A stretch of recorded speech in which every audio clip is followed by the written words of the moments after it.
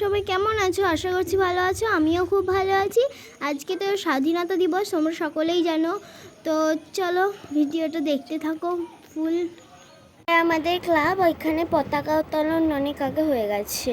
এই ড্রেসটা পরে পতাকা উত্তোলন করতে তো ভালো না? স্নান করে তারপর তোমাদের সঙ্গে দেখা হচ্ছে। তো টাটা। আজকে আমার বাড়িতে আমার ফেভারিট ডিশ বিরিয়ানি হবে। চলো দেখতে থাকি। বেরেস্তাটা ভাজা হচ্ছে, আলু ভাজা, মাংস, চালটা এখানে ভিজিয়ে রেখেছি, তেজপাতা, আদা রসুন বাটা, পেঁয়াজ কুচি। ভাতটা হতে থাকুক।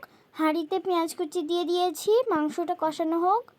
এবং আমি একটা উপকরণ দিয়ে জিনিস বানিয়ে নেব। দুধ, গোলাপ জল, কেওড়া জল, মিঠা আতর।